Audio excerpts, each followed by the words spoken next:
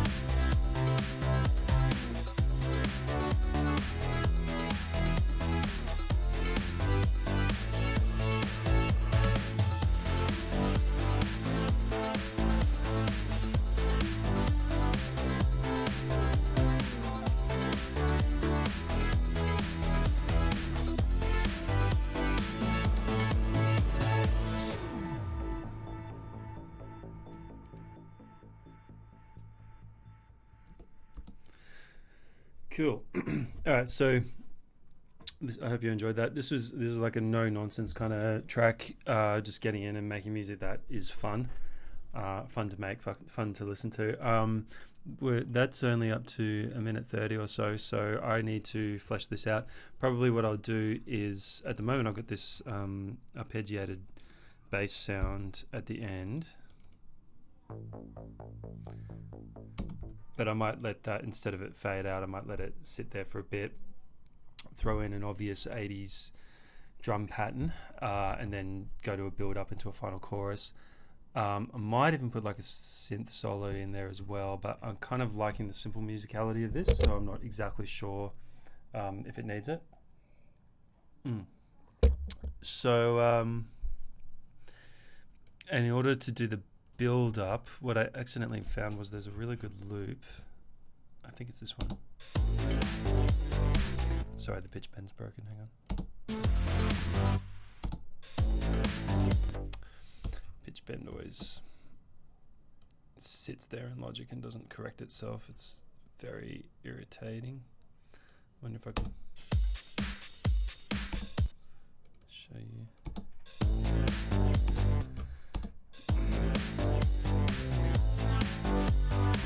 There it is. Anyway, if you loop that over and over again at the correct pitch, it could be a good build up and filtering down from nothing up to something.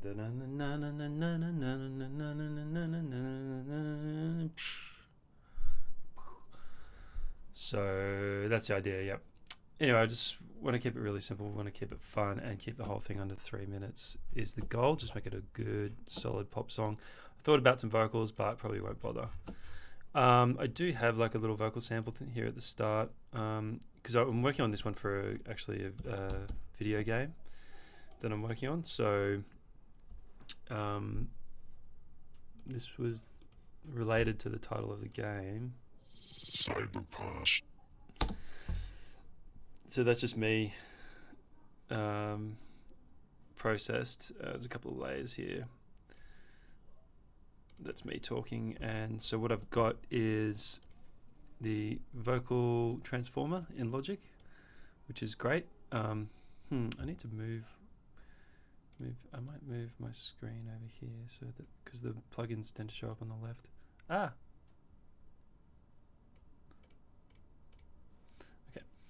Okay. Yeah, so that's just pitched down 13 semitones, and the formant, which is like the appearance of overtones, is just shifted down a little bit to keep it in keeping with the lower pitch, but nowhere near as low. If you set the formant as low as the pitch, it's pretty much just like pitching it right down, and you don't get like the kind of enunciation of the words. So this just sounds a little bit more artificial and processed, separating out the pitch from the formant. That's why I really like this this plugin.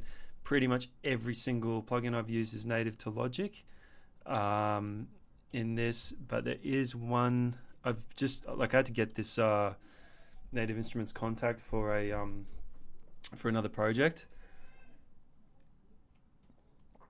So I just tried this one because I had the like synth wave graphics on it. I just wanted to figure out if it's any good. It's totally fine. It's great for this sound, but yeah, like you can't like edit these at all. They're not set up like synths.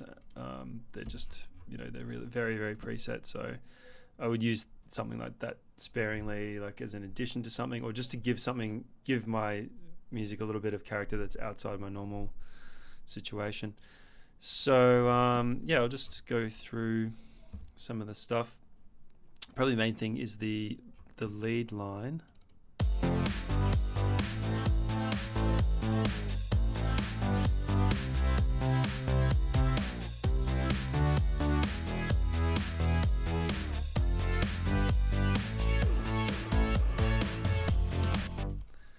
So that is Logic's retro synth. I just went to the default setting and then I just tweaked it. Let me tell you about what I've done with it. So first things first, it's got a heavy distortion on it. So if we take the distortion off,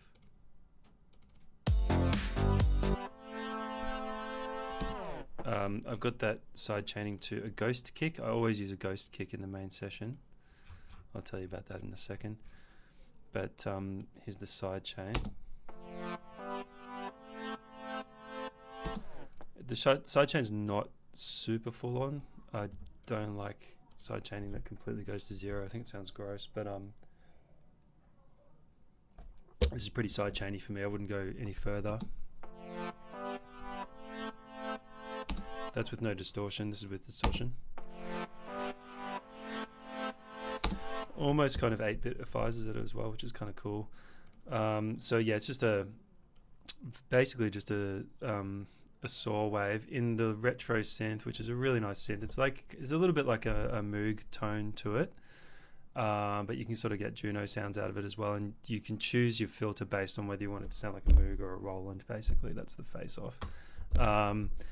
Stereo spread is on full. What else about it? Not too much else about it. There's a chorus which then passed through the distortion. Sounds very cool. It's just a saw wave and like a pulse wave set right up towards the asymmetric end of the square wave, and it's mostly on the pulse. Pulse waves are great because they respond to distortion really well. Sawtooths don't respond to distortion as well. They sound very gritty in a not a very good way. So if you want to put distortion on a saw wave, try a pulse layer with it as well, or even just stick to completely pulse waves, because they respond to distortion really well, especially when the pulse width modulates. If you have it set to modulate between the symmetrical square and the asymmetric wave, then the distortion responds really well to that.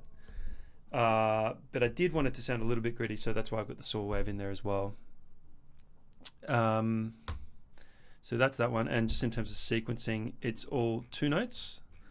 So it doesn't need the root note of each triad. It's just triads. So this is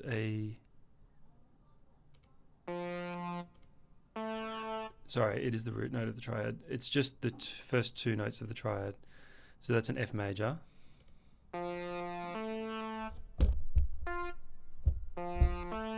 So it's missing the 5th note of the triad. And it's just going all the way up. First cycle is up to a minor. It's just a 6-7-1 chord progression, very standard. And then it just shifts up in 3s and then eventually it shifts up to a major, 671 to a major. And then it goes back to the minor at the end, and that's what gives it just a little bit of mood to the actual progression without having to set a lot of mood in the instrumentation, because I'm still going for sort of chunky positive vibes with this rather than anything that's disconcerting. Intro is just a bunch of like hits and stabs that I found and just kind of all arranged, and it's got the arpeggiated bass line there as well, just to play that back.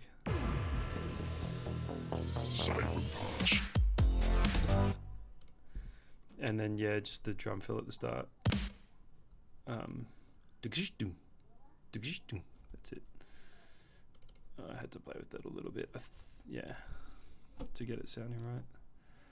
Okay, drums wise, we'll talk about the drums in a second. Bass. This is just like a analog bass sound on the retro synth again. I didn't tweak it much. I did tweak it a bit actually. And then it's just on an arpeggiator that sounds really good, just a really even arpeggiator on eighth notes, quavers.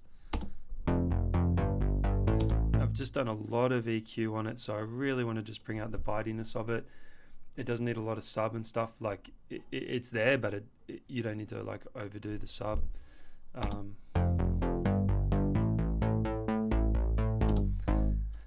There's a little pitch bend at the end of every phrase. There's a delay, very subtle delay with a little tiny bit of wetness, and on quadrets, just to give it some atmosphere, and also my bus to reverb. Logic has got a great reverb. This chroma verb, I love it. Like I really love it. I just love the sound of it. Not everybody likes it, but I personally think you can pretty much get any sound out of this if you just tweak the settings, so that's why I really like it. I usually start off with their airy setting, but it's all dependent on all of these simple controls here, so you can just do it any way that works, and you can set the pre-delay to notes, which I think is really cool as well. So it's very usable. Logic stuff is great. Okay, so that's the A section. So the main riff is comprised of the bass line and the lead, and they're both sidechained pretty much the same. I have made myself the perfect sidechain, which I call perfect sidechain, and I always have a ghost kick running. So I'll just tell you about the ghost kick. The ghost kick is Logic's Klopfgeist plugin, which is just a little sine wave that just taps, and you can set the settings of it on the screen here, and it just taps away, but it's a silent note. It is hitting there, but what I've got is I send it to bus 13, and then bus 13 plays the noise, but bus 13 sends to bus 14,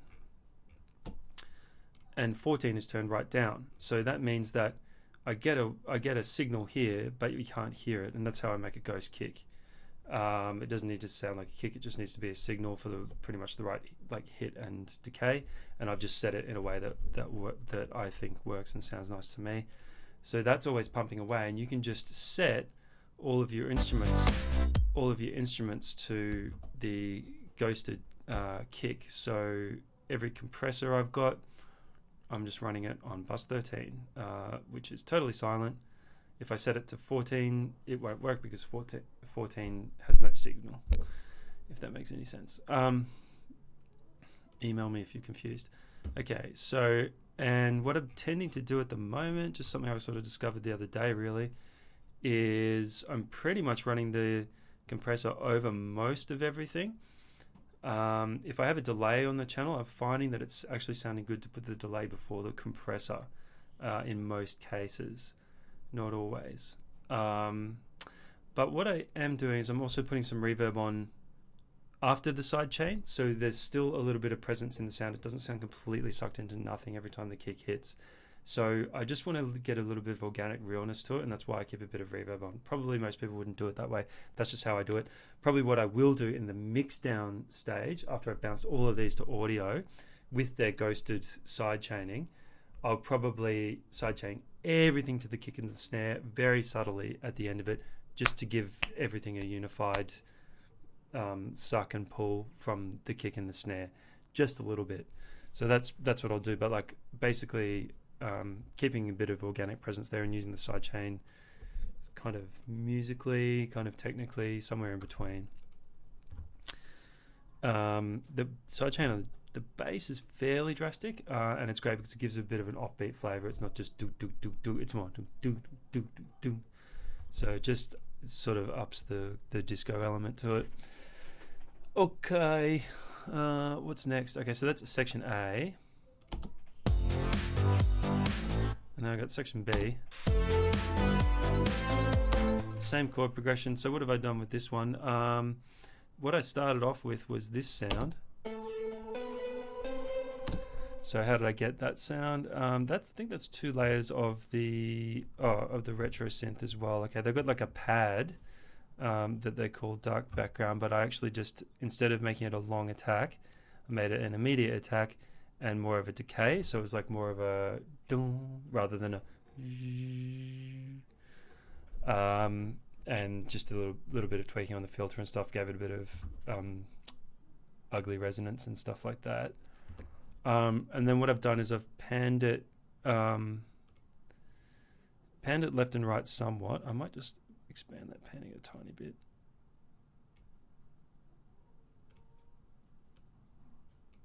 What did I do? 20 on the other side? Yeah, 20. Panned it either side. They've both got their own distortion and chorus using pedal board. But I've done the settings slightly different on each one, and I think I set the waveforms up slightly different on each one. So this one's got a saw and a saw, and I would say that this one probably has different waveforms. No, it's got the same. So what have I done differently on the track? I probably just stuck to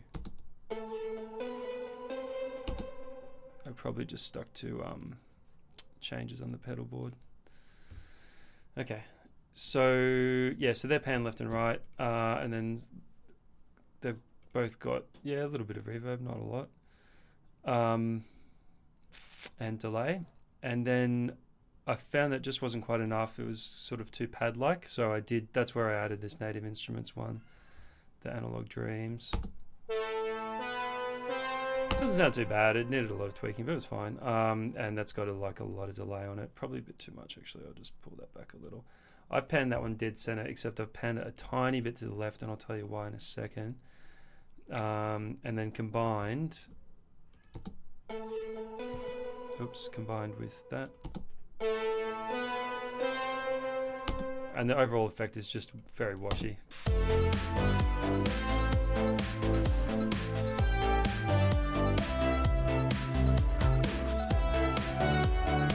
A few little sound effects there from the Juno. Oops, not that one. I think this one.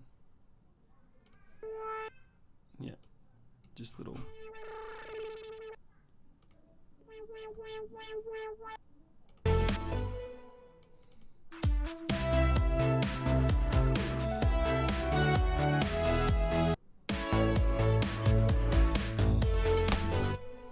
Just to give it a bit of synthy goodness. Okay, so this counter melody I've put for the duration of the section B, and also to combine with section A at the end for interest. So that's how we get like a more interesting chorus on the second run. And then for the third chorus, I'd probably start it from the first section of the chorus, have it all the way through, and then add another element on the end of the last chorus. Probably what I would do is just add this Native Instruments layer of the B melody, because they're both the same chord progression. I'd probably do this for the final chorus.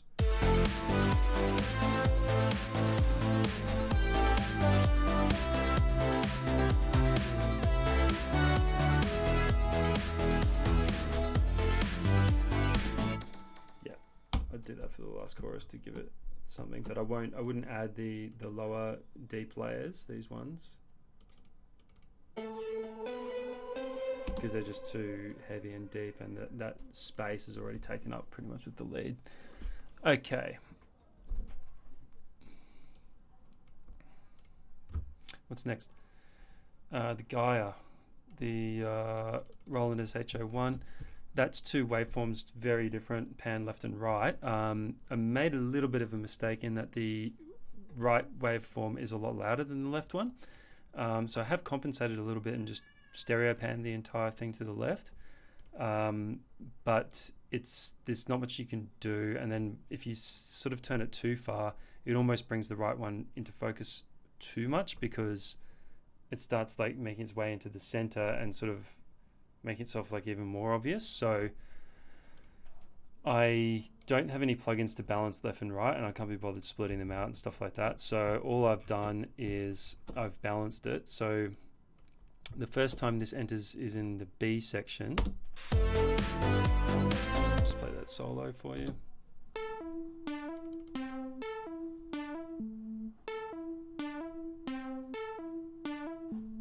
Some happy accidents there. That was set to a legato polyphony, so some of the notes ghost notes instead of full attack notes, but actually like worked better and just gives the sound a little bit more subtlety, because it's certainly a counter melody anyway, so that's fine. I just kept it how it was. I did everything really quickly. I just didn't overthink anything. Okay.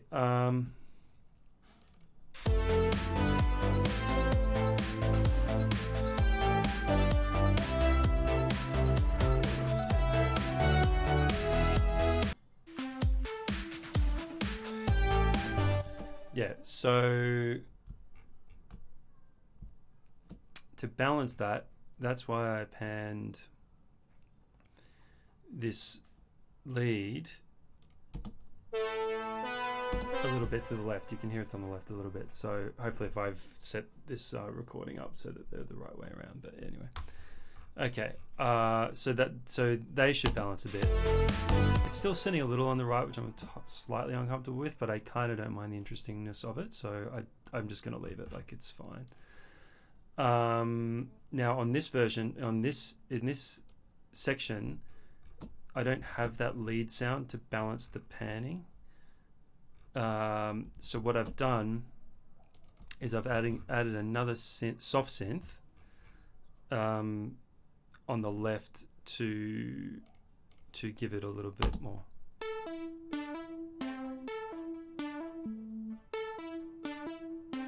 It just gives it a little bit more on the left, but only on the first half of each phrase, because I don't want to overdo it because it's too much for your ears. So it's just enough psychoacoustics to kind of make it balance a little bit. It all still feels like it's a little bit on the right, but that's fine. I think I kind of like it. So we've got these little gaps. So at the end of every phrase, ooh. So in the gaps on the last chorus, I've got this Juno. This is just played in by hand on the Juno.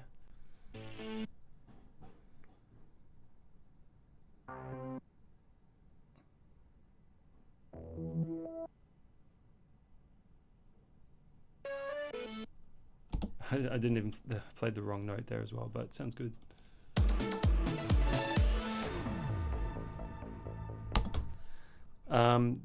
That little ARP at the end of some of the phrases, I was really happy with that. It took me a little while to get it right, but I set the ARP to, you can just sequence it, and actually sometimes that works better with these 32 ARPs, but it's a 32, which is a demi-semi-quaver, and it's better. That's very 80s way to do your ARPs. Actually, in the 80s, it wasn't a lot of 16 ARPs. It was either quavers or semi-demi-quavers, not a lot of semi-quavers. Semi-quavers are more 90s. So, yeah, I thought that worked really well. It just goes up the scale, up the chords. Yeah, it sort of gets higher as it goes. It releases some of the lower notes. And I did a bit of automation on the volume, so it just kind of leads up, so it's kind of like a rise at the end. And I think I did some automation on the cutoff frequency as well, so it just rises up out of nowhere. It's just a little burst of energy. You could have an up going all the way through it and a little bit more synth wavy, but I just want to kind of keep it simple and don't overplay the musicality too much because it's already so melodic. Okay, drums. This drum machine in Logic is great. I've been using it for just purely opening up a copy of it just for 16s, because you can do the attack, and I'm finding with 16s, and I didn't really realize this until recently,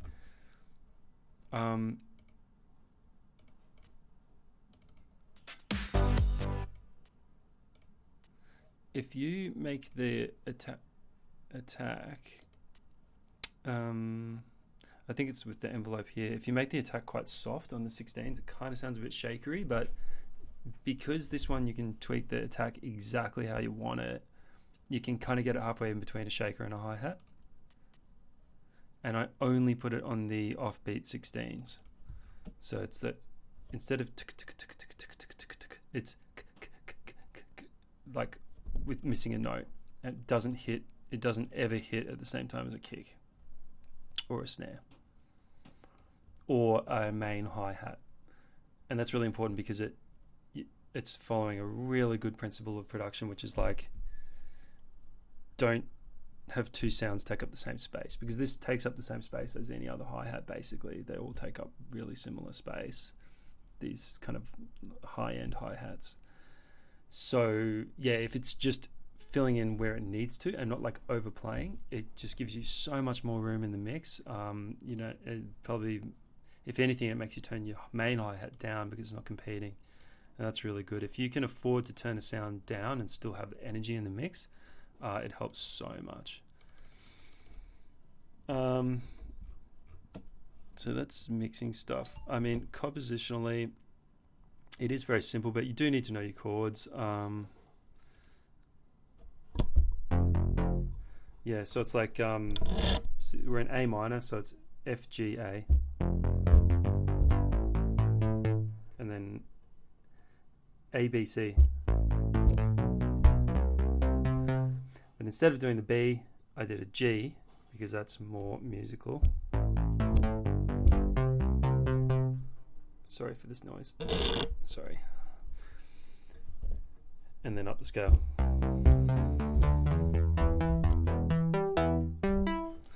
Oh, no, it was an E major. Okay. Pretty simple. This is just some hit sound that I have. Just adding little sounds and stuff like that. That's just my style. Just trying to add interest all the way through. You can see it's not a hugely repetitive sequence. There's a lot of bits and pieces in places, and that's just how I like to do it, to get the interest going. It really makes a difference. I want to talk about subtraction in the drums at the end of phrases. End of phrase subtraction is what I call it. Is basically you've got this drum pattern kicking along here. I'll play it solo. I've got a drum channel here somewhere. Where is it? Drums.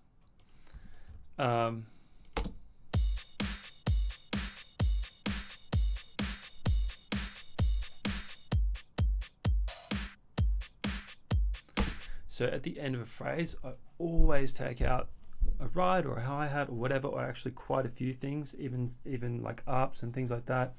Any sound effects or little glitches or loops or bits and pieces, I often just completely subtract them from the last 1, 2, or 3 bars, or I might fade out over a couple of bars and then have it completely gone by the last bar. It makes a big difference to how professional the transitions sound. The pitch bend isn't working.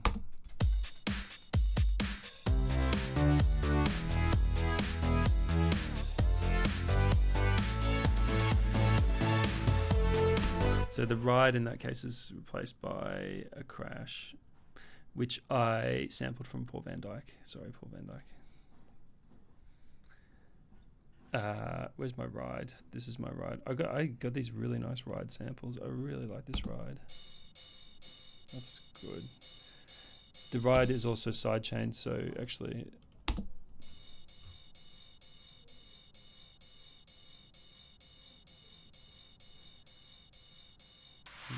3, 4, next section. And that's just, yeah, I'm just finding that I've sort of figured that out a little while ago, and it's just, yeah, such a great trick. So you can see in my drum sequence, here's the ride. And it's playing, playing, playing, playing, playing. Oh, and then it starts to fade out there. And then this is where, oh yeah, this is another bit.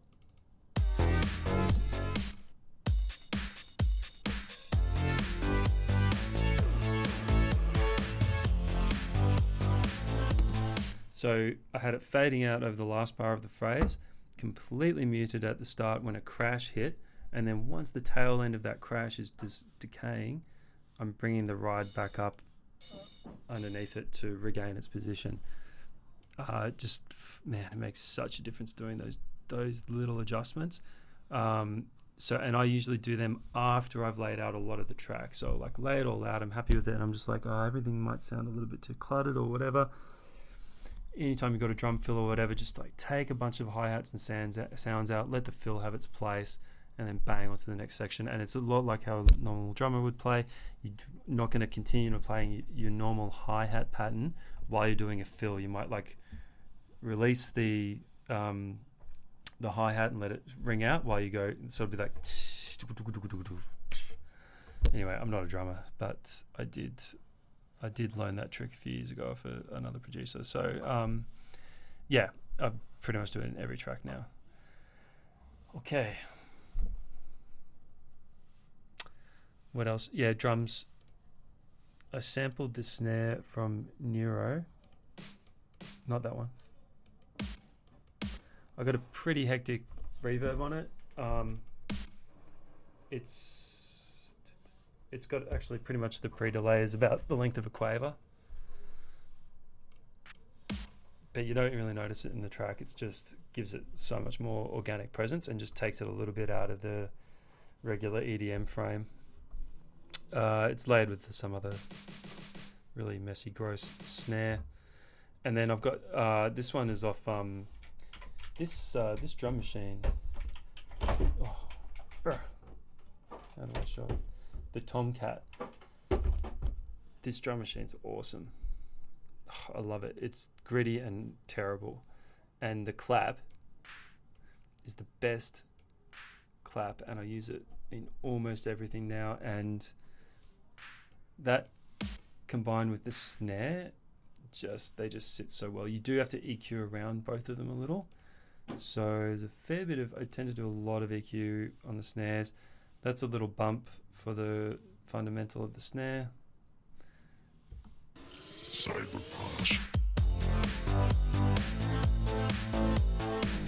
And then you just have to do a little bit of tidying up because it's sampled from a track that's already mastered. You do have to tidy up a few things like the attack and stuff. I've just taken the top end off it a little because it does have a lot of top, and it's been mastered, and this is going to go back into master, so it's important just to return it to its pre-mastered state a little bit. So just shave the top end off a little. They have really toppy snares, Neuro, anyway, so I don't want it to be that toppy. I just want it to be a bit more chunky, and just finding a couple of little bumps, some narrow bumps and some wide bumps, just to give it the exact hit in this particular track above all the these specific instruments. These two together sound great. So that's this clap. Oh god, that pitch bend, it drives me mad. Note to the creators of Logic, please fix the automation. When the pitch bend is on 0, it should play 0. Just make it figure it out. Make it send a little signal or something. I don't know. Sorry. If you already have a feature that I'm missing, okay, sorry.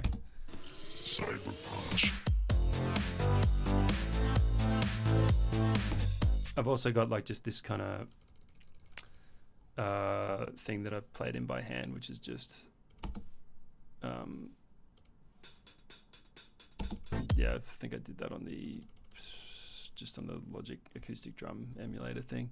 Also, there's this one, there's just a little bump of 2 quavers at the start of each bar with some acoustic drums. I don't know why, it just sounded good.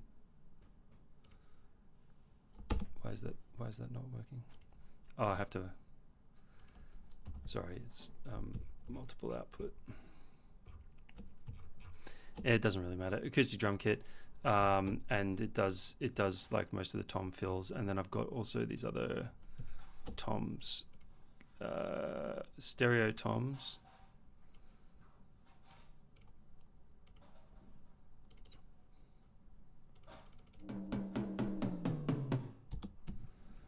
Pretty straightforward. I've got 2 layers of toms, one that just keeps a constant pitch, pan to the left, one that just goes down a little bit in pitch, pan to the hard right. They play together. They're both sent to a gated verb. Logic's end verb is a really good gated verb, like a Phil Collins verb. Sounds really good, and there's just a bit of a fade at the start, and then they just come in and do their thing, and then they drop out to 0 before the bar break, which is really important in this genre. Just want to make those bar breaks really clean.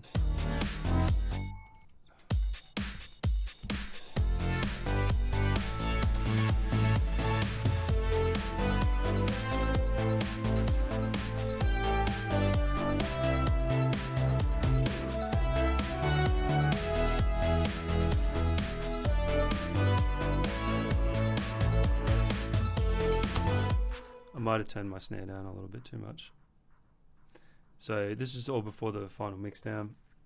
It will sound a million times better than this after mastering and stuff. So, you know, give me a little bit of allowance on that. That's about it.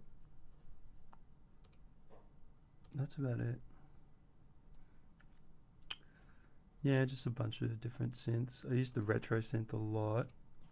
I'm using it more and more. It's great. It's perfect for synthwave. If you're making synthwave, that's pretty much, you could just live off that synth. Not quite. Yeah. The vacuum cleaner's started up. Okay, that's probably my cue. Stay safe for Christmas and New Year's, everybody. Try not to catch COVID, and yeah, say hi to your loved ones for me, and I'll see you happy and safe in the new year.